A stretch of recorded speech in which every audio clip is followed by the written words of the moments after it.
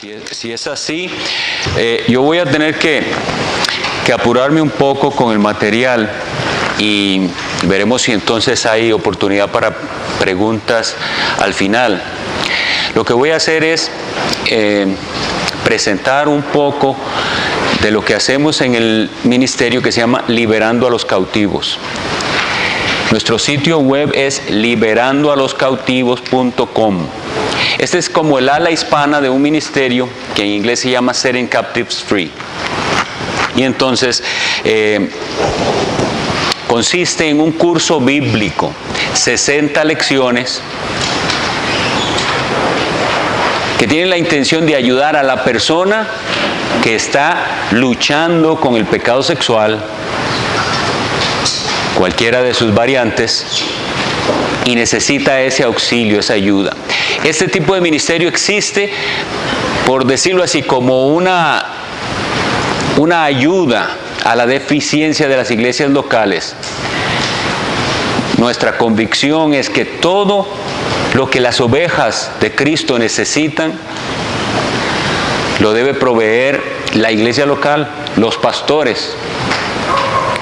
Pero en muchos casos hay ignorancia, en algunos falta de recursos, otras veces hay negligencia. De esto vamos a hablar. Entonces el curso bíblico ayuda a la persona a ir a los principios bíblicos que nos enseñan cómo aprender a caminar en la libertad de Cristo y en victoria sobre el pecado.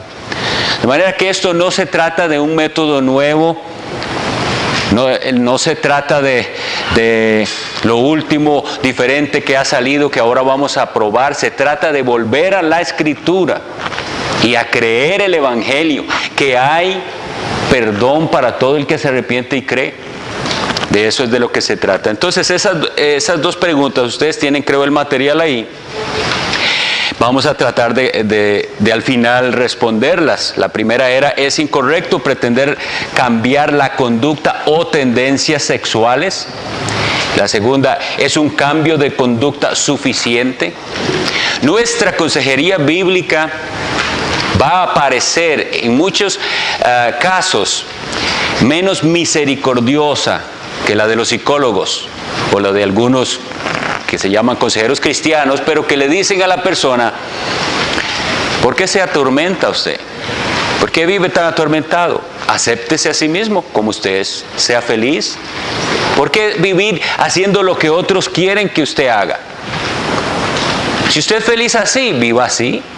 Ese es, y eso parece más compasivo, y la persona va a sentir que le quitan un peso de encima.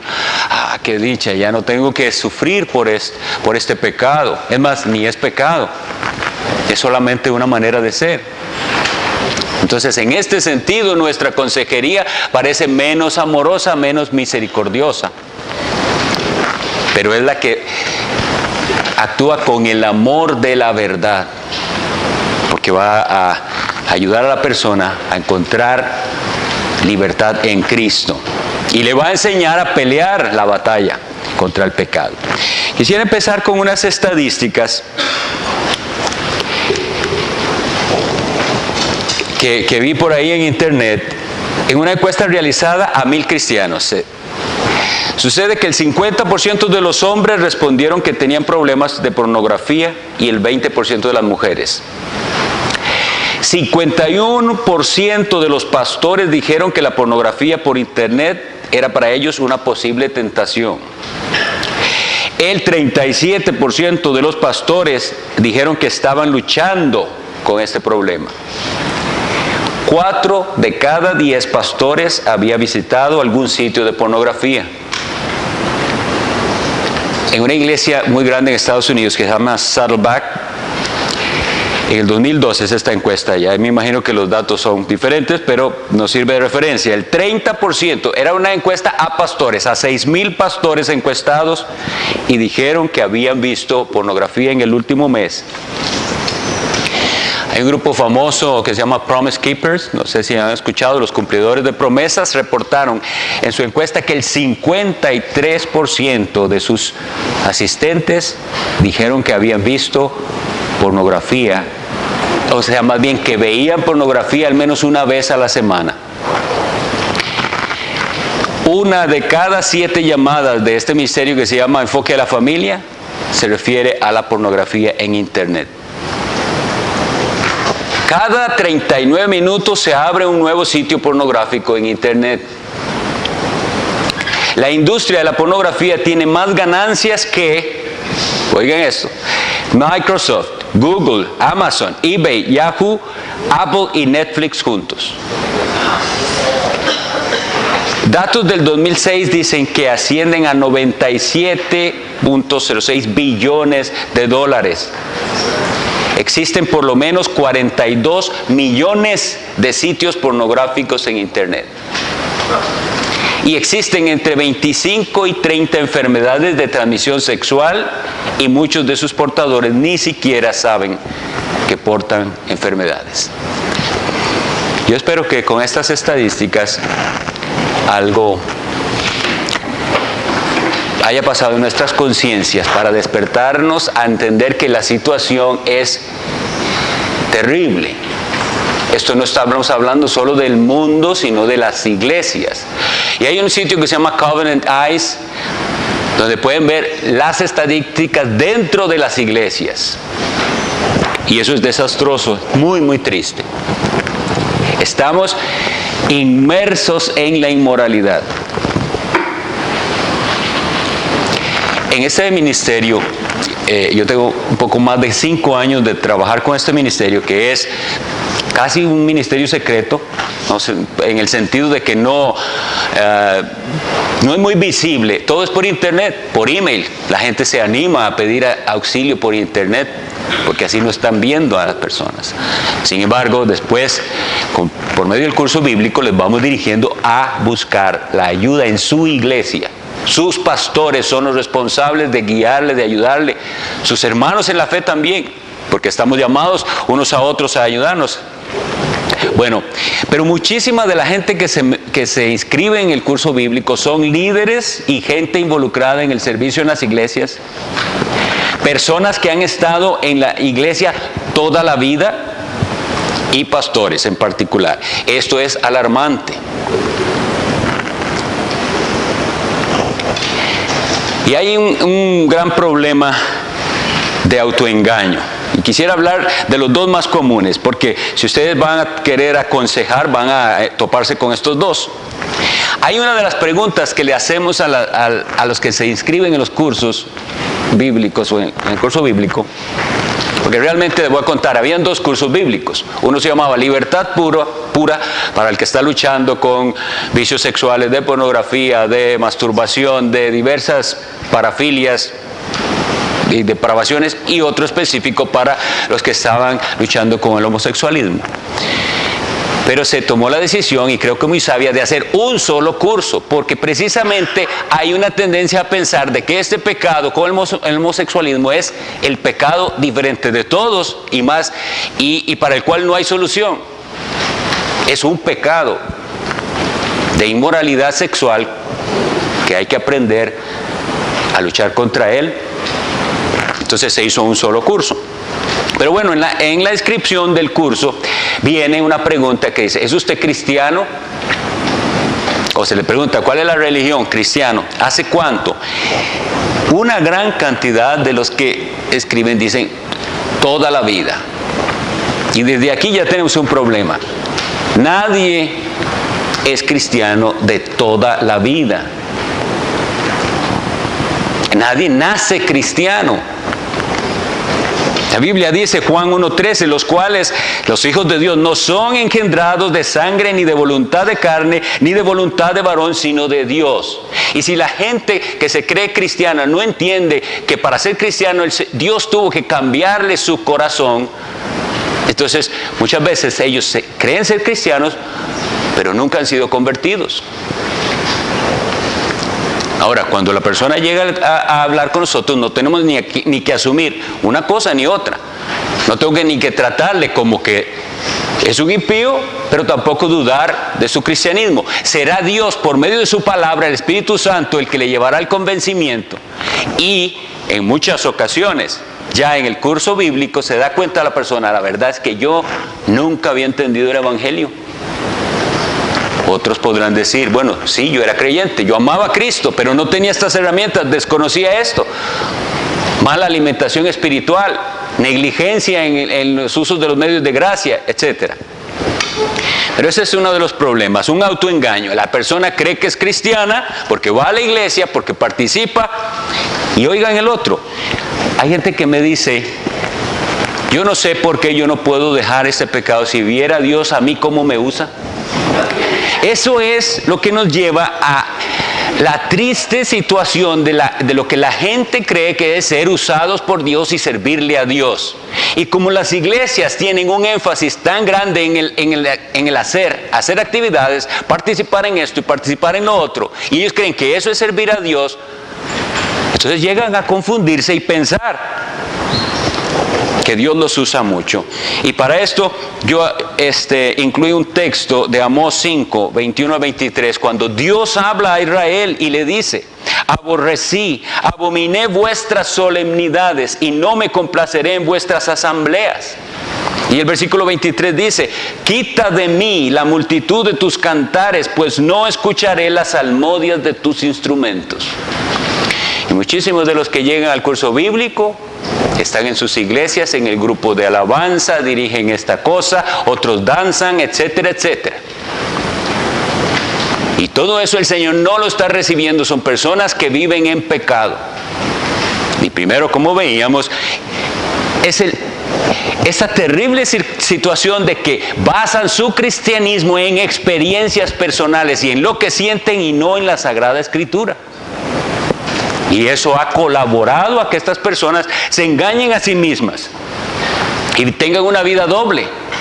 Ese que usted ve muy involucrado y mucho trabajando ahí, bueno, resulta ser que puede que esté así porque está de alguna manera compensando lo que él sabe que vive en secreto.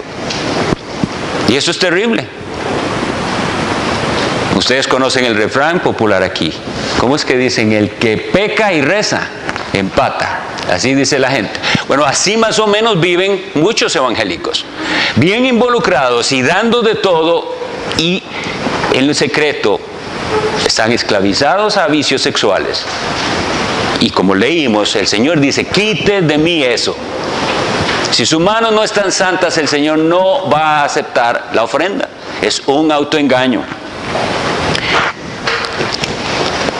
Pero hay otra cosa que es ya la decepción. Como decía el hermano que consultaba ahí, la persona que va a decir: yo he intentado de todo y no se puede. Ya hice de todo y me voy a volver loco porque estoy haciendo de todo y no se puede cambiar. Y con eso quiero que estén pensando en cualquier tipo de inmoralidad sexual. Quitemos de nuestra mente que estamos hablando solo del homosexualismo, sino de cualquier inmoralidad sexual. Bueno, pero Dios dice otra cosa. Dios promete que sí se puede. 1 Corintios 10:13 dice que Dios ha prometido una salida. No os ha sobrevenido ninguna tentación que no sea humana, pero fiel es Dios, que no os dejará ser tentados más de lo que podéis resistir, sino que dará también juntamente con la tentación la salida para que podáis soportar. Eso es lo que Dios dice. La persona viene a nuestra consejería y yo le digo: bueno, Dios dice esto. Dios no miente. Si usted es cristiano, usted tiene el Espíritu Santo, que es el auxilio.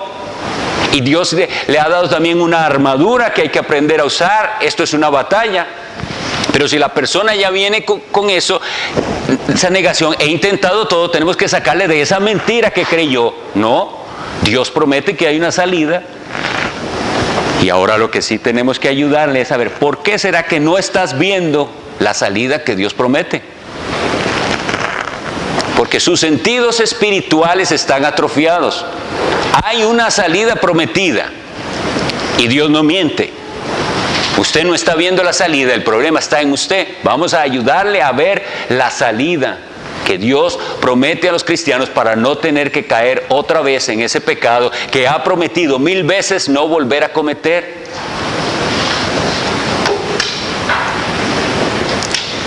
Y esa es otra de las muy frecuentes situaciones. La persona llega al curso bíblico o a la consejería diciendo, estoy dispuesto, ahora sí estoy decidido que ya no más, ya estoy propuesto, decidido.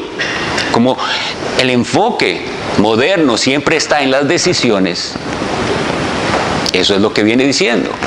Pero nosotros tenemos que ir y mostrarle por la Biblia que cada vez que usted se propone algo, ha demostrado que fracasa. Porque en ese decidir, usted está confiando en alguna medida en usted mismo.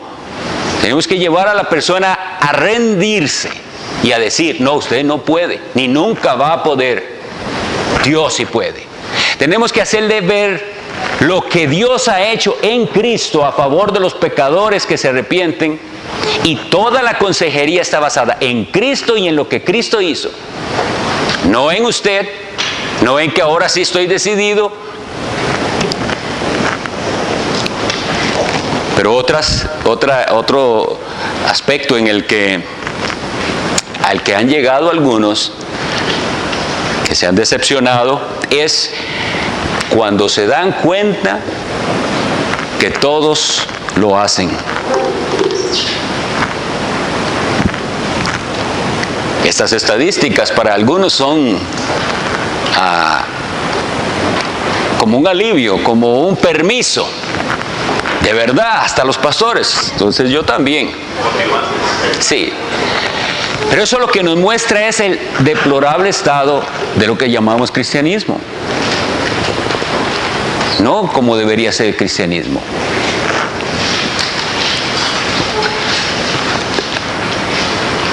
Ese estado es el que también estuvo Israel en el pasado.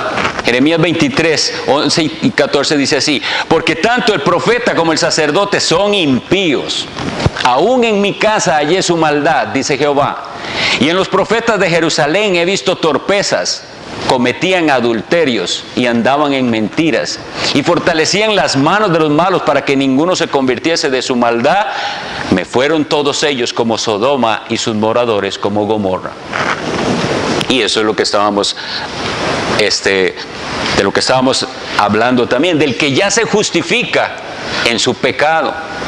La consejería bíblica va a tener sentido y va a ser exitosa si la persona cree la Sagrada Escritura y cree que esta es la palabra de Dios, porque toda nuestra consejería se va a basar en lo que Dios dice, en lo que Dios dice. No podemos darle una consejería a una persona que es feliz en su pecado y que defiende su pecado. Pero como les decía, hay gente que quiere esta parte de la religión experimental y se siente bonito ir a la iglesia y calma su conciencia, pero quiere también seguir en pecado. Eso es lo que acabamos de leer en Jeremías 23. Y eso está sucediendo y muchos se escudan en ese estado porque se dan cuenta que el otro y el otro y el otro también. Y el estado de la inmoralidad de los líderes de muchas iglesias ha llevado que en las mismas iglesias entonces la guardia se bajó. ¿Qué pueden pensar los miembros de las iglesias que saben que hubo un escándalo con el pastor o con el líder de no sé cuánto? Y ellos se ven y se comparan. Si le pasó a ese tan lleno de Dios y que Dios lo usa tanto. ¿Me entienden? La gravedad de las ovejas, como dicen algunos laicos, se comparan con los líderes que viven inmoralmente y entonces se consuelan. Pero sobre todo vamos a basar nuestra consejería en la motivación correcta. No va a haber éxito en nuestra consejería ni buen término si no está bien clara la motivación. ¿Por qué quieres vencer este pecado?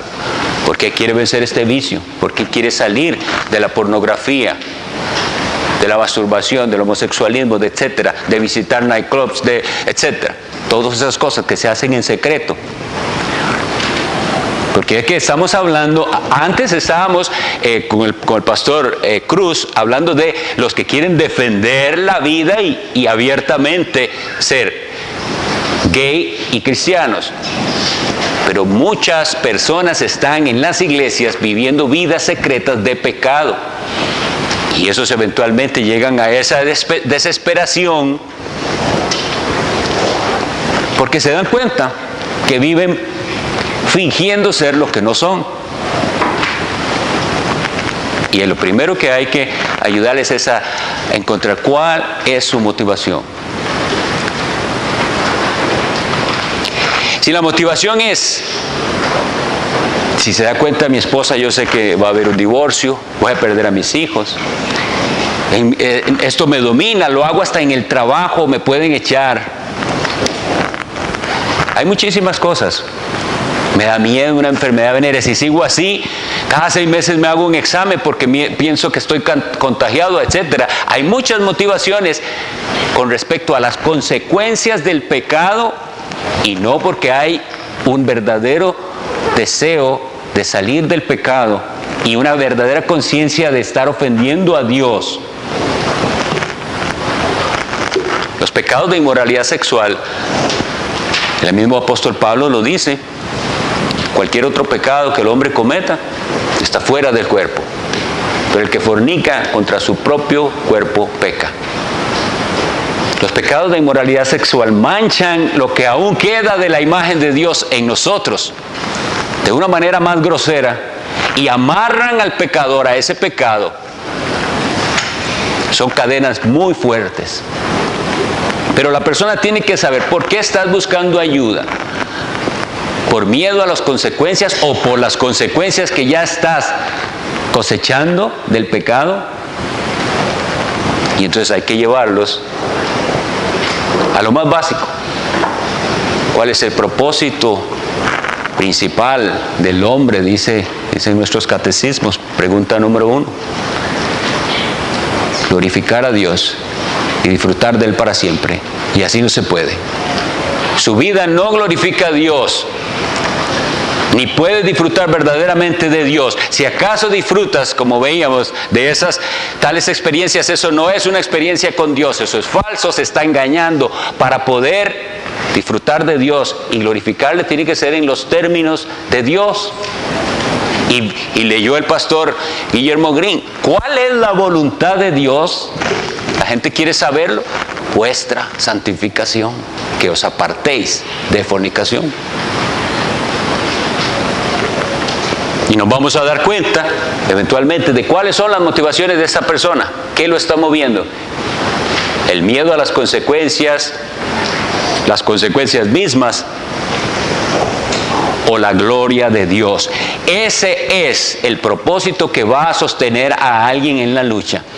Si es su esposa, si es su matrimonio, si es su familia, si son sus hijos, si es no quiero rechazo de la sociedad, cualquier cosa de esas le va a motivar por un tiempo y eventualmente no va a ser suficiente. Entonces, al hablar de estos temas, me gusta enfatizar que no es que hay un evangelio para este tipo de pecadores. No hay un evangelio para los drogadictos y otro para los homosexuales y otro para los... Es un solo evangelio, es el evangelio de Cristo. Pero entonces, esto nos enfrenta a qué estamos predicando, qué se está predicando desde los púlpitos. ¿Se está predicando ese evangelio que es poder de Dios? Porque Jesucristo dijo en Juan 8, 31 al 32, y esta cita, quisiera tal vez que la busquen para que se despierten un poquito. Juan 8, 31 y 32.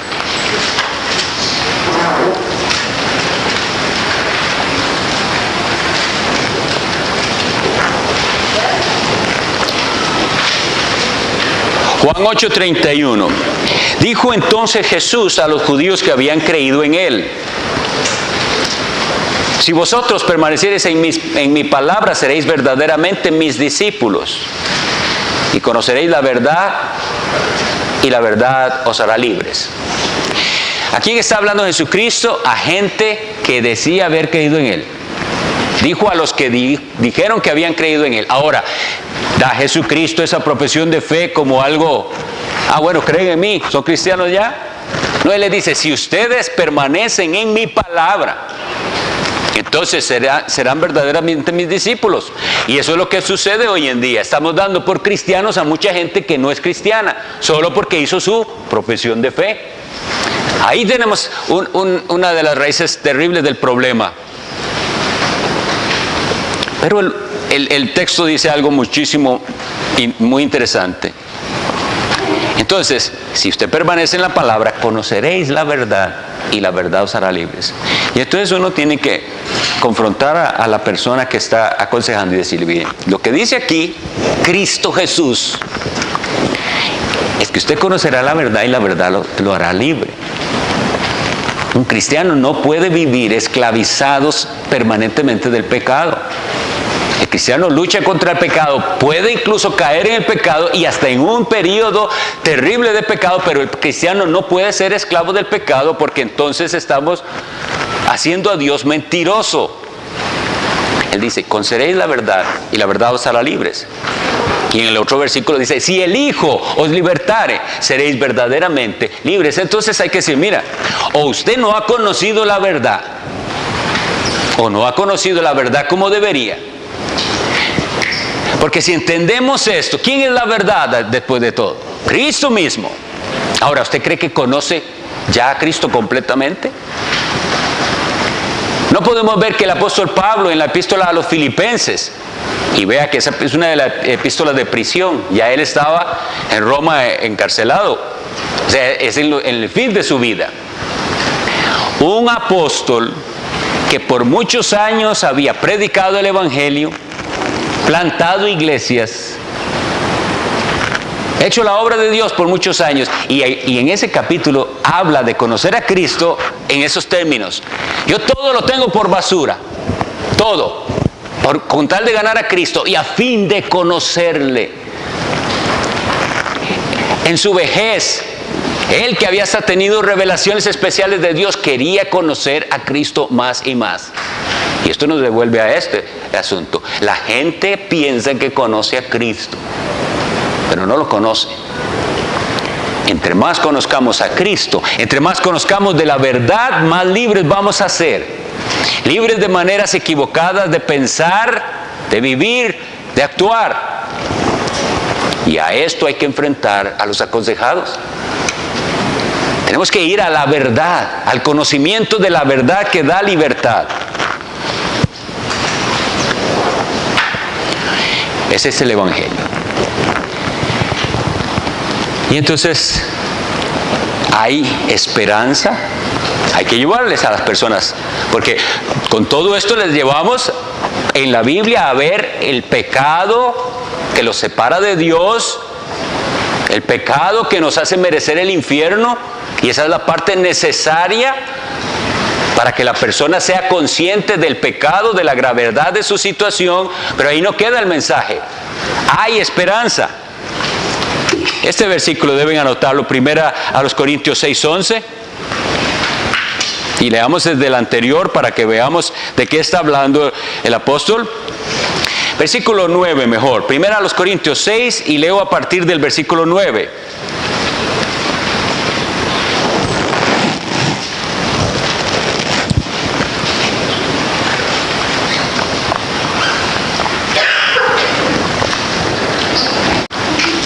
¿No sabéis que los injustos no heredarán el reino de Dios? No erréis. Eso es, no se equivoquen. Ni los fornicarios, ni los idólatras, ni los adúlteros, ni los afeminados, ni los que se echan con varones, ni los ladrones, ni los avaros, ni los borrachos, ni los maldicientes, ni los estafadores heredarán el reino de Dios. Versículo 11. Y esto erais algunos, mas ya habéis sido lavados, ya habéis sido santificados, ya habéis sido justificados en el nombre del Señor Jesús y por el Espíritu de nuestro Dios. Alabado sea Dios. Pero usted se siente así, ¿O usted solo está pensando que eso es para los muy malos que cometen esos terribles pecados? Porque el consejero tiene que tener la experiencia de salvación. Y cuán triste es ver a ciegos guiando a ciegos.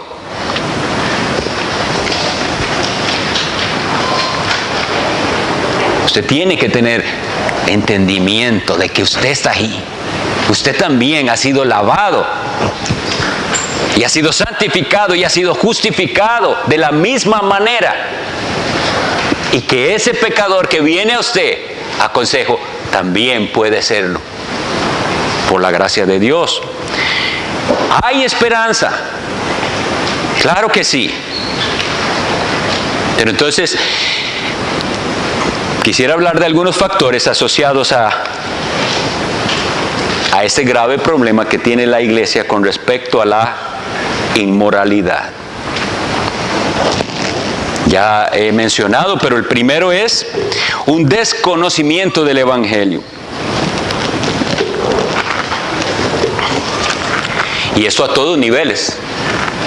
Líderes, hay gente que está predicando el Evangelio y no conoce a Cristo.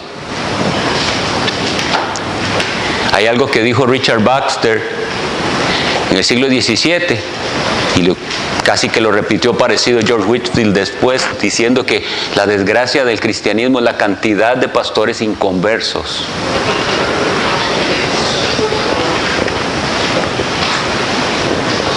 Un desconocimiento del Evangelio, porque nosotros vemos la situación, por ejemplo, la inmoralidad del clero durante la Edad Media. En la Iglesia Católica, el clero vivía en inmoralidad, y eso lo sabían todos. A veces en los pueblos, cuando llegaba un nuevo cura, los hombres del pueblo venían y peleaban cuidando a sus mujeres, porque sabían que ese cura iba a ser una amenaza para sus esposas. Y así era en cualquier pueblo. Se sabía, y ya eso era algo sabido, que los curas tenían sus concubinas, etc. La inmoralidad que vio Lutero cuando hizo ese viaje a Roma, eso lo desilusionó a tal grado. Él dice, ¿qué fue lo que vi ahí? A todos los que supuestamente deberían estar predicando el Evangelio sumidos en la inmoralidad.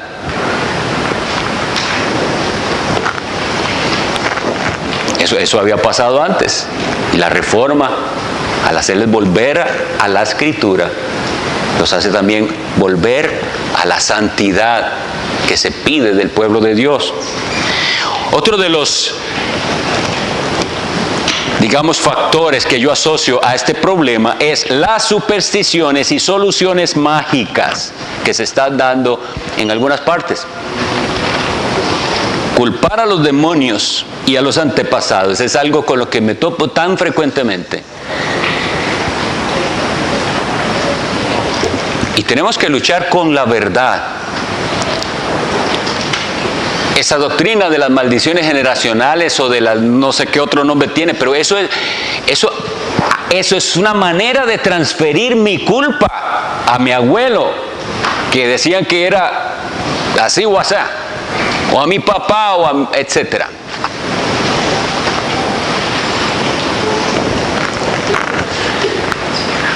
La maldición del pecado viene desde que Adán pecó. Si quiere pensar en una maldición generacional, tiene que irse hasta Adán. De ahí viene.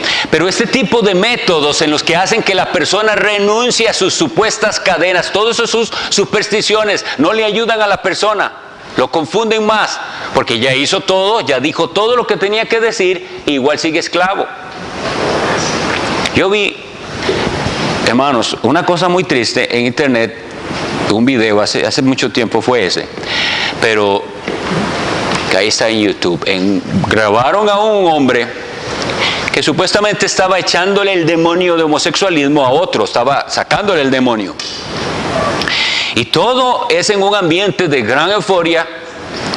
Y esa persona, yo la veía, sudaba, lloraba, se revolcaba, de todo hizo. Y le echaron el demonio un montón de veces afuera, ¿verdad? Después de todo ese proceso, la persona y vuelve en sí, o se tranquiliza, digamos que ya lo están dando por liberado. Pensemos, tengamos compasión de un alma así. ¿Qué sucede con esta persona que se revolcó y sudó y lloró y en esa euforia parece que todo se solucionó, cuando dentro de 2 semanas se ve luchando con lo mismo que ha estado luchando? Y entonces eso es contrario, y más bien muchos de estos por eso se vuelven contra el cristianismo. Todo eso es falso. O los confunden o se quieren. Hay gente que ha sufrido mucho así, pero es más bien por apartarse de la Escritura y del método de la Biblia, de cómo se lucha contra el pecado. Eso es una ingratitud, y no digo que los que lo hagan tal vez hasta buenas intenciones tienen, pero ¿de dónde sale eso? ¿De dónde sale llamar a los pecados demonios? ¿Qué hay detrás? No es mi culpa. Es un demonio. Son obras de la carne y tenemos que tratar con el pecado bíblicamente.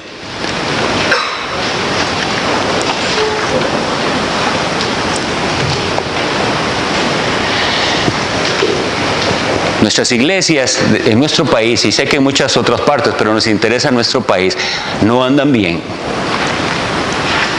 Y la gente no quiere escuchar esto. La gente quiere escuchar mensajes donde le diga que sí, estamos muy bien, que estamos avanzando, que hay una visión nueva para este año y que van a pasar grandes cosas, etcétera, etcétera. Ilusiones. La iglesia no está bien porque se apartó del libro de Dios para creer fábulas. Si queremos de veras ayudar a los que vamos a aconsejar, tenemos que volver a la Biblia, y ese método no es un método mágico, pero es poder de Dios para salvación a todo aquel que cree. Otro de los factores terribles, y aquí es ausencia de pastoreo. Dice Hebreos 13:17, obedeced a vuestros pastores y sujetaos a ellos, etc. Y dice, porque ellos velan por vuestras almas. No velan por nadie.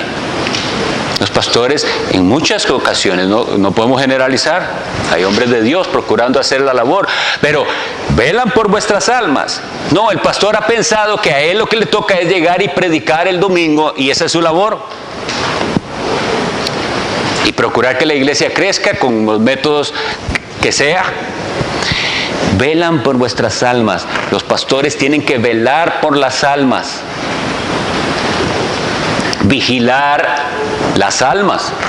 Hay una ausencia de pastoreo. ¿Cómo sabemos esto? Bueno, cuando la persona se inscribe, le decimos que necesita lo que llamamos nosotros un compañero de rendición de cuentas o un compañero de responsabilidad, y le repetimos, en la medida de los posibles, busque en su iglesia, sea un pastor, sea los ancianos, sea un hermano maduro en la fe, y muchos de ellos dicen, no tengo a quién. Ahora, hay quienes quieren huir de eso, no quieren hablar, y eso es cierto, pero en muchos casos es cierto, no hay. Ni los pastores están disponibles, ni los hermanos están haciendo lo que Dios les mandó a hacer, de ayudar al hermano. No lo están haciendo, se ven solos, y entonces eso entorpece el proceso.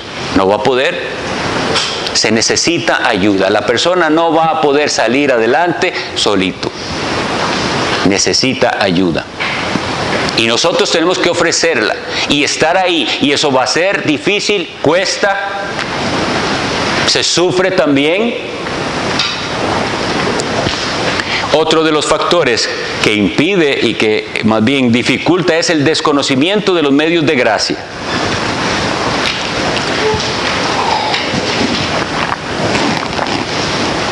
Dice Santiago 4:6, pero Él da mayor gracia.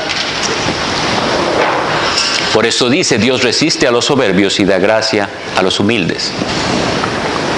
La persona que viene con la actitud correcta de ayúdeme, quiero que me enseñe el camino, ¿cómo?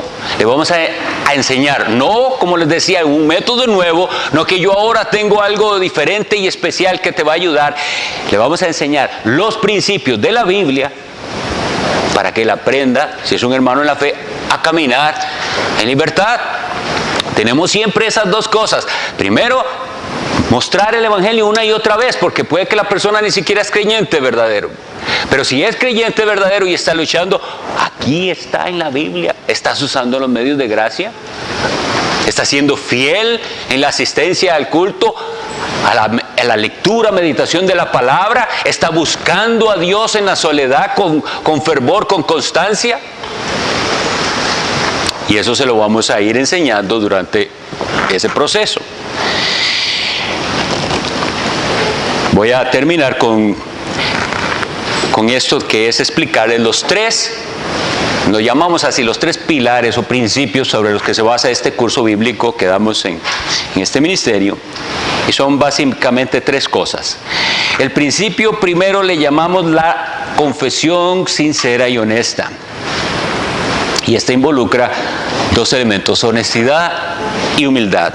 Honestidad porque tiene que llegar ya el momento en que yo abro mi corazón y digo, esta es la realidad. Ustedes me ven aquí en la iglesia, yo participo en todo y esto es lo que yo soy, la verdad. Y con esto he estado luchando por este tiempo. Tiene que hablar la verdad, hablar con verdad, sacar a la luz el pecado. Confesar. Proverbios 28:13. El que encubre su pecado no prosperará. Hay que confesarlo, apartarse y alcanzar la misericordia. Vengo ante idealmente los pastores, o un pastor, un anciano, un hermano maduro en la fe, discreto, y le digo, esto es lo que yo estoy luchando, hermano.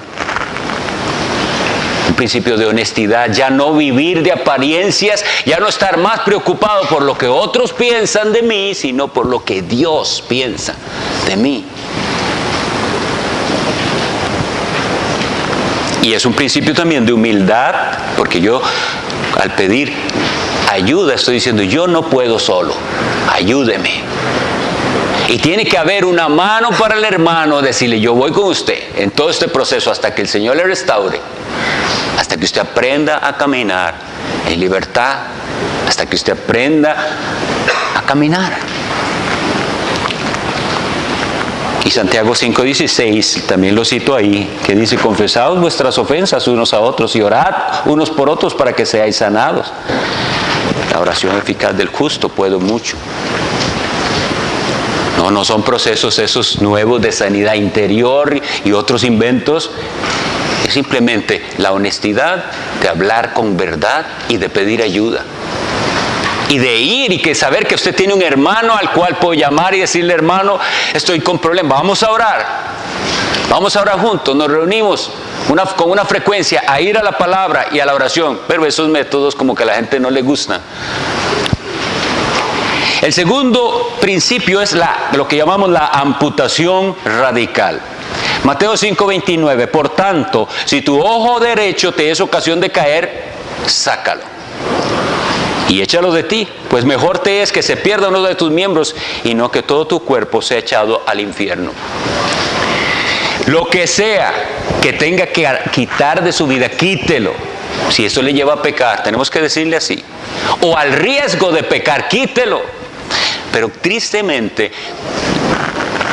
un caso, para que vean lo mal que están las cosas, un estudiante sabe que tener el televisor en su propio cuarto le es tropiezo, porque a tal y cual hora, no sé, hay programas inmorales y por eso caía.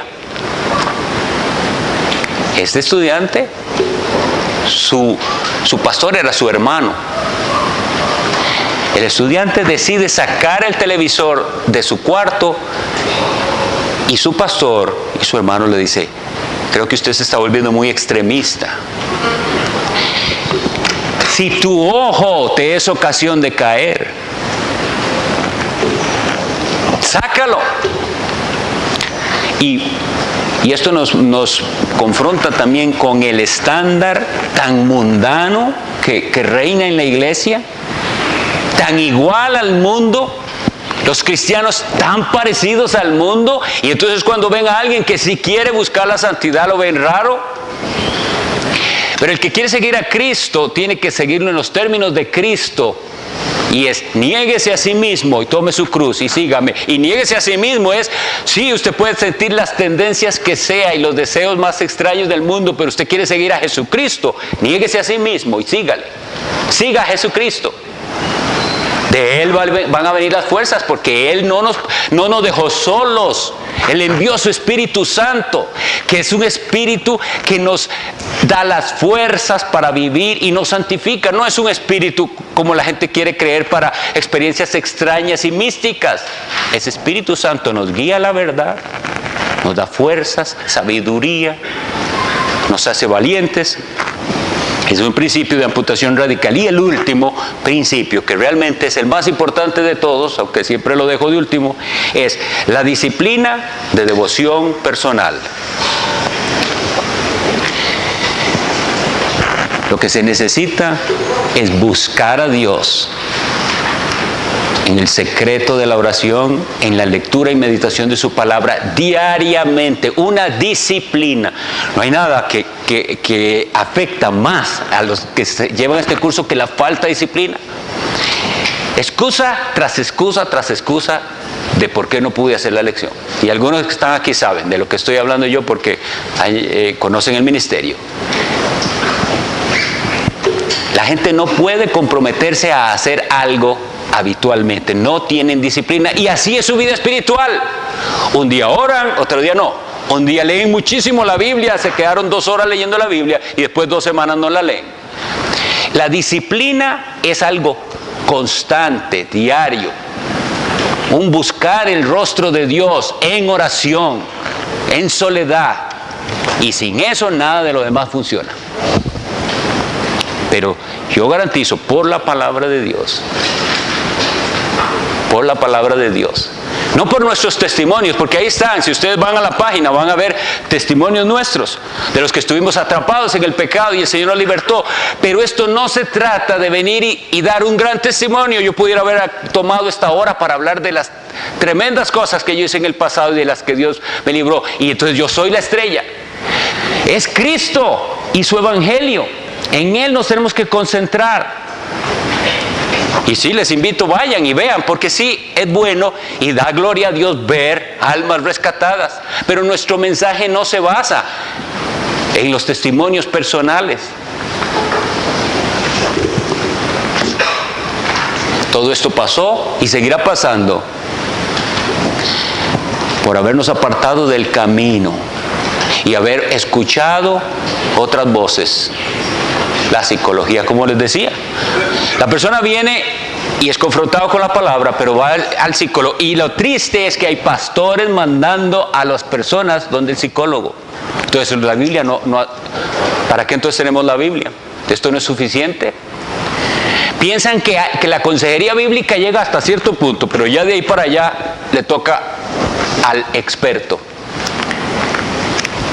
Nosotros tenemos que ser expertos en la Biblia para aplicarla a todas las áreas de la vida y en particular a estos pecados que esclavizan. Esta es mi exposición. Yo he usado el tiempo, me faltan como 2 minutos. Yo no sé si se va a poder hacer alguna pregunta o no, pero si no, estamos a su disposición. Revise el sitio liberandoaloscautivos.com. Puede mandarnos un email si necesita más información de esto, cómo funciona. Y entonces, bueno, Eddie, ¿qué hago? ¿Termino? ¿Sí? Entonces, ¿cuántos minutos? 5 minutos de preguntas, si alguien tiene algo.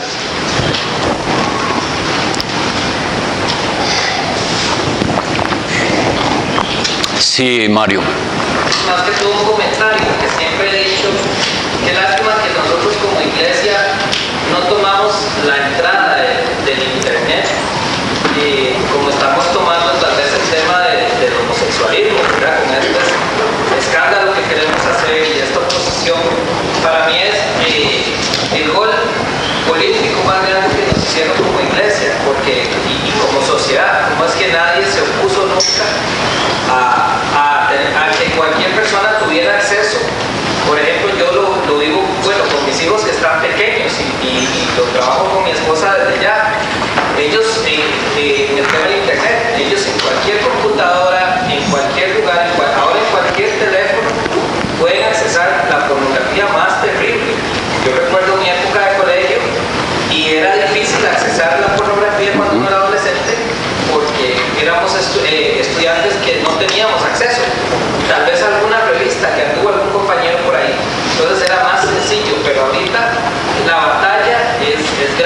grande. Porque cualquier chiquillo, en cualquier lugar, en cualquier momento, puede ver lo más terrible. Yo no entiendo cómo es que nadie nunca pegó un grito al cielo en la asamblea.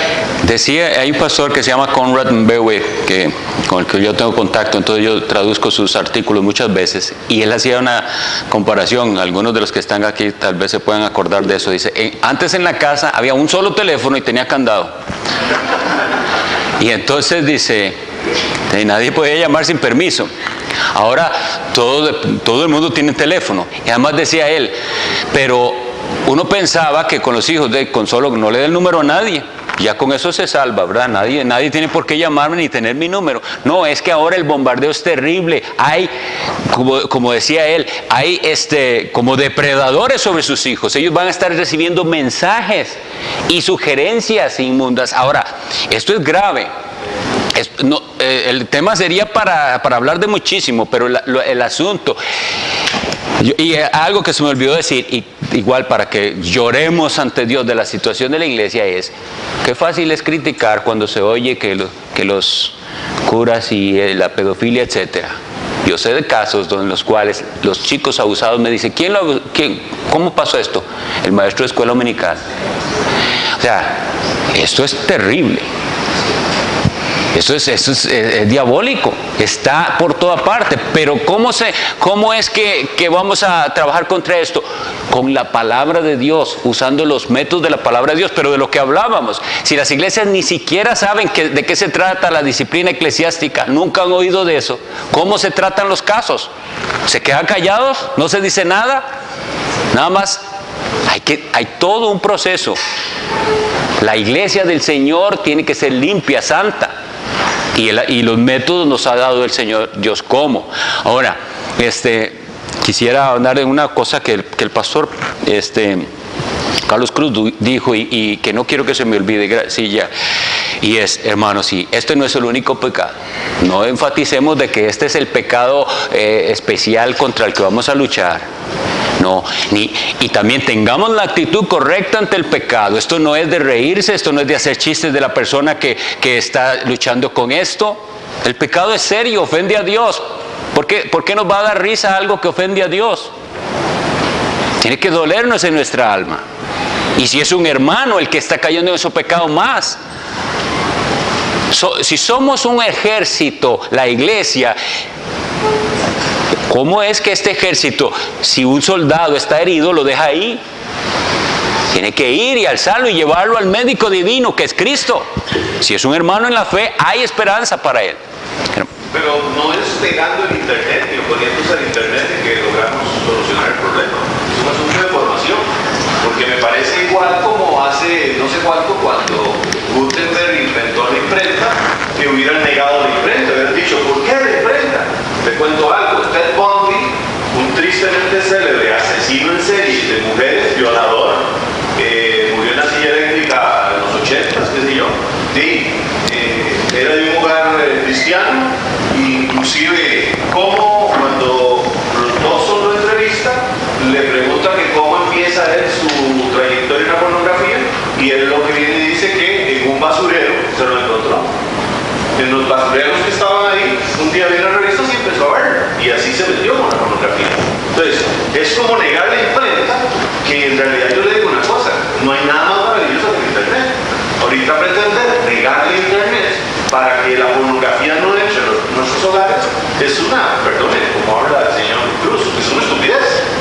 O sea, no debería ser. Pero no creo que Mario se refiriera a negar el internet, sino el acceso al material. Es que no le entendí entonces, porque él dijo cómo no se opusieron a la internet.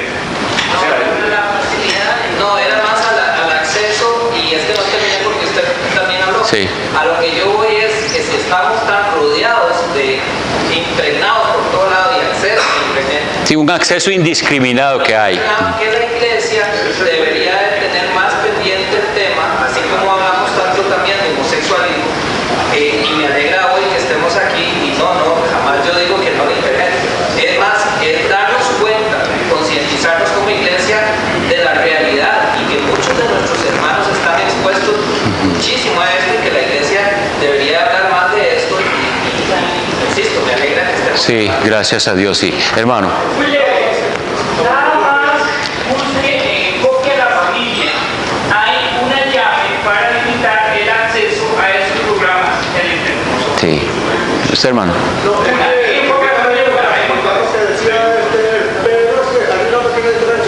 Muchas veces uno es que incurre en satanizar todos los medios. En este caso, por ejemplo, desde el internet, porque yo trabajaba en el sistema. Yo sí sé que si hay cualquier cantidad de sitios dominados donde se está explotando y todo, entonces ya la gente empieza a pensar que ese medio no hay que despojarlo de ahora, ¿verdad? Sí. Pero no es una realidad. Lo que es la mundial, lo que cubre la pornografía es en realidad el 13%. Entonces, ¿cuál es el problema que está pasando ahí? Si ese 13%, que es muy pequeño, el problema es que empieza con uno, es amor que se mete. Lo que en realidad digamos del internet tiene buenos recursos para uno. Sí. El problema empieza con uno. Sí, yo creo que eso ya quedó claro. No, es una herramienta excelentísima, excelente el internet, ¿verdad? Pero ha sido utilizada por el enemigo también. Y al respecto a lo que decía el hermano, hay esa y muchas otras herramientas, precisamente esa que se llama Covenant Eyes. Entonces es para rendición de cuentas, para que yo pueda, si esa era la lucha, le necesito, pongo el filtro, le digo a mi hermano tal, usted va a tener la clave, usted va a recibir el reporte de todo lo que yo vea en internet y va a haber estoy dispuesto a rendir cuentas para tener una vida limpia, no voy a esconder qué es lo que veo yo en internet. ¿Alguien más? Sí, señora. Sí, con respecto a eso, sí, no tiene problema. A veces los niños ni siquiera lo buscan. Sucede que chicos pequeños tienen que hacer una tarea de la casa y ponen fresas buenas o ricas para buscar una imagen y ¡plum! Les picó, ¿verdad? Y hay que saltar sobre la computadora y pagar todo, ¿verdad? Entonces, en realidad no es que los chicos estén buscando, ni que estén entrando ahora. ¿Cuál es el proceso que tenemos o la responsabilidad que tenemos nosotros como iglesias? Es que desde inclusive la escuela dominical podamos trabajar y hablar con los padres de familia y educar que en el momento que ocurren este tipo de cosas, bueno, yo voy a tomar la decisión. Mi papá, mi mamá me enseñaron que esto, yo tengo que salir de acá y no me voy a quedar aquí. Sí. Bueno, o sea, esa es nuestra responsabilidad. Sí. No podemos taparle los ojos. Es una herramienta que se necesita. O sea, ahora San Google funciona en todas las tareas, ¿verdad? Desgraciadamente. Entonces, tenemos que enseñarlos, educarlos a utilizar bien esta herramienta. Sí, es lo mismo con el televisor igual. O sea, los niños no deben tener permiso de ver cualquier cosa en televisión ni cualquier canal. Los padres deben estar supervisando. Sergio. De hecho, no hay que ir tan lejos hacia los medios, porque igual solo ir por la calle y ver a una mujer vestida con ropas muy sugestivas, o sea, es tender a dominar los ojos y decir, no voy a volver a ver a aquella mujer para no incentivar el homicidio, ¿verdad? No hace falta tener un televisor, tener algo, ¿verdad? O sea, hace falta salir a la calle y ver a las personas. Ese es muy buen punto, sí. Y tenía una más, hay un debate también, ¿verdad? Que se habla sobre si existe o no el gen gay y todo eso, a ver si hay una razón biológica que podría dar justificación, ¿verdad? De por qué la conducta. La pregunta inicial es incorrecto pretender cambiar la conducta, tendencias. Gracias. Dependiendo de lo que los científicos encuentren, ¿qué opinión entonces merecería con esa pregunta inicial? Muchas gracias, Sergio, sí, porque me estoy terminando sin dar respuesta a las preguntas iniciales. Y voy a suspender por las preguntas un momentito porque es lo correcto terminar con esto. No es incorrecto nunca pretender o intentar cambiar una conducta pecaminosa, aunque sea percibida por la persona como una tendencia innata. La Biblia lo que dice es, porque si vivís conforme a la carne moriréis, mas si por espíritu hacéis morir las obras de la carne viviréis. Y la Biblia nos manda, haced morir pues lo terrenal en vosotros, fornicación, impureza, pasiones desordenadas, malos deseos y avaricia, que es idolatría. En el caso específico de la persona que te dice, yo desde que yo me acuerdo lucho con esto, ¿está bien? Desde que usted se acuerda lucha con ese pecado. Es que pensamos, y ahí es donde el debate muchas veces he visto que se pierde, porque está el incrédulo y está el creyente, y el incrédulo dice, yo nací así, y el otro, no, usted no nació así, porque ese no es el pleito. Puede que sí, yo no estoy diciendo que sí. Lo que estoy diciendo es que si fuera así, el asunto sigue adelante, es pecado. Yo suelo hacer la comparación que a la gente le cuesta entender o no le gusta que la haga con respecto a la tendencia a la violencia.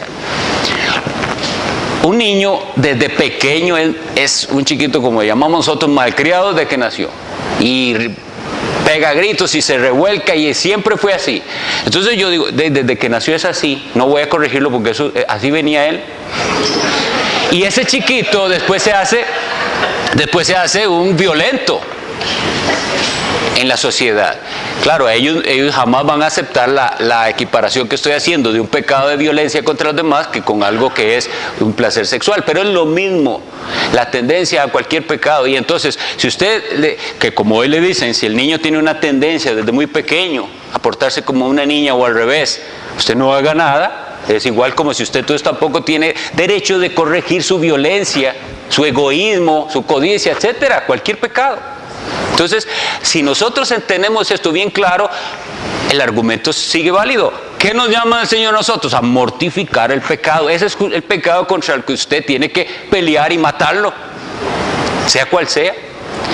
Y la otra es un cambio de conducta suficiente. Y aquí es donde es importante, el cambio de conducta no debe ser un fin en sí mismo o un medio para alcanzar metas de valor temporal. El que profesa la fe cristiana se esforzará para aprender a pelear contra la tendencia a cualquier pecado porque tiene la esperanza puesta en Jesucristo. Y dice, todo aquel que tiene esta esperanza en Él se purifica a sí mismo como Él es puro. Y nosotros sabemos, si pues coméis o bebéis o hacéis cualquier otra cosa, hacedlo para la gloria de Dios. La gente tiene metas, de hecho, por ejemplo, en el caso específico del gay, ¿qué quiere él? Que Dios le quite sus tentaciones para siempre y que él ahora tenga tentaciones con mujeres. O sea, él quiere cambiar de pecado, ¿verdad? No se trata de cambiar de pecado. Y ese es otro asunto. Un joven de un sitio muy muy bueno que se llama I'll Be Honest, él decía que en su iglesia, cuando él veía, sus amigos, veamos la situación, eso que dijo Sergio, que ellos leían cuando dice la Biblia al respecto de esto, si tu ojo te es ocasión de caer, y que mire que si usted mira a la mujer de su prójimo, ya adulteró en su corazón. Y ellos decían, eso no puede significar esto, porque si no ustedes todos vamos para el infierno. Pero él prefiere entonces reinterpretar lo que decía. No, eso no es lo que está diciendo. ¿Quién sabe qué será lo que dice? Pues eso es lo que dice, que si usted dominado de ese pecado de lujuria y esclavizado a eso, no heredará el reino de Dios. Como cristiano está mandado a pelear, a matarlo, a luchar, a hacer lo que sea. Pero hay esperanza, y con esto yo creo que ya voy a terminar. Apocalipsis 12:11. Repito ese versículo muchísimas veces. Y ellos le han vencido por medio de la sangre del Cordero y de la palabra del testimonio de ellos, y menospreciaron sus vidas hasta la muerte. La victoria es posible porque Jesucristo venció en la cruz, venció el pecado, venció la muerte. Y el cristiano, menospreciaron sus vidas a la muerte. En ese contexto, es decir, estoy dispuesto a morir, pero el cristiano en la tentación está dispuesto a decir, yo prefiero morirme que traicionar a mi Señor Jesucristo y volver al pecado, no quiero más con el pecado. Y eso es lo que tenemos que enseñarles a las ovejas, enseñarles a ponerse la armadura de Dios, y eso es todo el curso, enseñarles a pelear la batalla de la fe. Que el Señor les bendiga.